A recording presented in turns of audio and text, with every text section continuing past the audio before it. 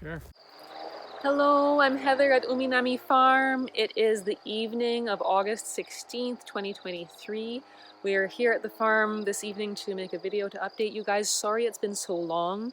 We've been in this season where there's the usual work planting and harvesting our greens and turnips and all the stuff we do year round. And then on top of that, all those fruiting crops I showed you in the last video, the eggplants and cucumbers, those are all fruiting like crazy now, so there's lots of time to be spent harvesting those. And then on top of that, now is the season if we want to have crops in the wintertime and the fall, now is when we need to be active, making sure we get things like carrots planted and daikon planted and kale and kakina and all these kinds of things. So it's certainly been a really busy time, but we're glad to be back. Thanks for joining us.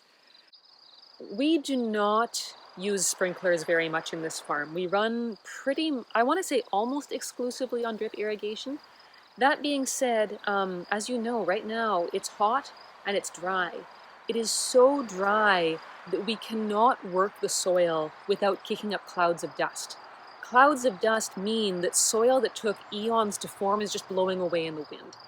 And so even though I honestly think it's not the best use of water, we're actually running a sprinkler right now just to get this soil damp so that in the morning we can use a machine to make a raised mound to plant some kale and kakina. Now the reason we're making the raised mound is because in the winter it's going to be too wet and we need the vegetables to be up higher so their roots don't rot. So it's just this really interesting trade-off of choices that we're making to try to deal with the wet season, deal with the dry season. Um, yeah, this is the landscape of challenges and opportunities we're navigating right now. But hopefully tomorrow we'll make our raised mound, we'll get some more kale and kakina planted, and we'll be ready to serve everyone in the wintertime.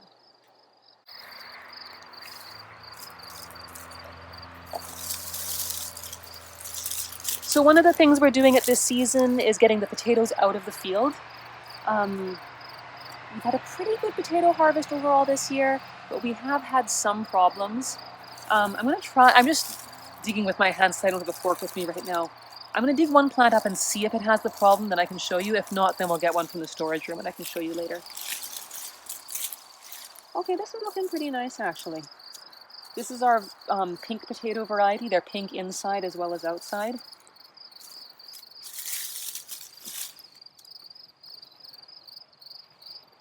Okay. So these ones are nice and smooth, but some of the potatoes we've been harvesting this year, you'll see like little bumps, all kind of like warts all over the surface. We believe that's a problem called potato scab. Now that tends to develop when the soil is too alkaline, and what I suspect might have happened is that in a previous year or two ago, we had clubroot, which is a kind of more or less fungal disease in the soil, which you can suppress by adding lime and making the soil more alkaline. Now, I think what probably happened is I forgot to check when we had applied lime, when I decided where to plant potatoes. And so then the potatoes went in places that were too alkaline, and hence we had those skin problems. We have separated out the worst of them, but this winter we might need to ask that you just please have some patience with accepting some potatoes that have some bumpy skin on them.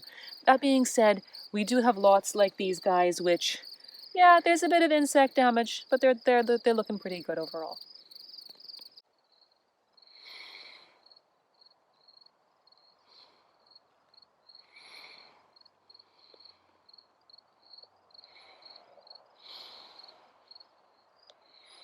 So this field was potatoes until a week or so ago. We hurried to dig them out because what we really needed to do here was to get in some daikon. Our deadline for planting daikon is typically about August 15th. We were able, right on August 15th, to finish planting these guys, and then today we got on the drip tape for irrigation. We covered them with the floating row cover to keep the bugs off. And so yeah, we're very hopeful this will give us a nice crop to take us into like December, January kind of a thing. This is about 80 meters length of field, and we aimed for one seed kind of like every 20 centimeters, so I won't try to do the math right now, but it's a lot of daikon.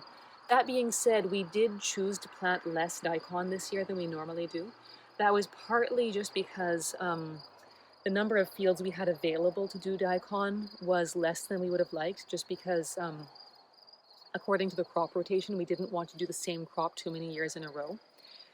But we're hopeful for a good crop here. We are still planning to plant a little bit more daikon next week.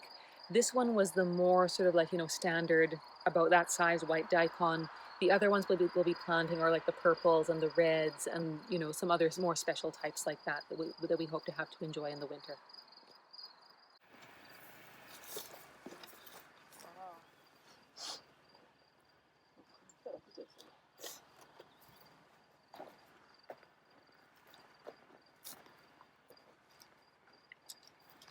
So, some of you have been asking about kabocha squash.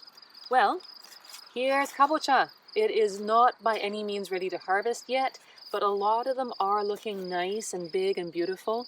This one is the variety called Sweet Mama, and then we've got various other varieties on this field. You can see, it's actually kind of hard to see on here. One reason why I know this is not ready to harvest yet is that the stem is still really super green. So what we'll do is we'll wait for this stem to turn corky and brown, and then this will be ready to harvest. So right now, middle of August, I'm still irrigating these a couple times a week.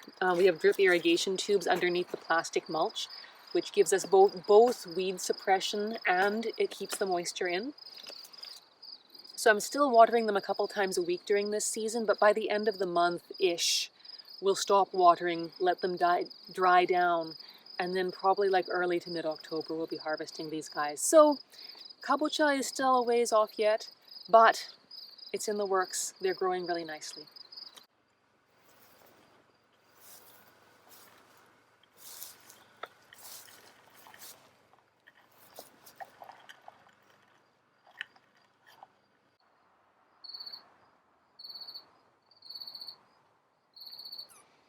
So all this talk about fall crops, but it really is still summer. We're having these beautiful eggplants, cucumbers. We're getting like, I don't know, 9-10 kilograms of cucumbers a day.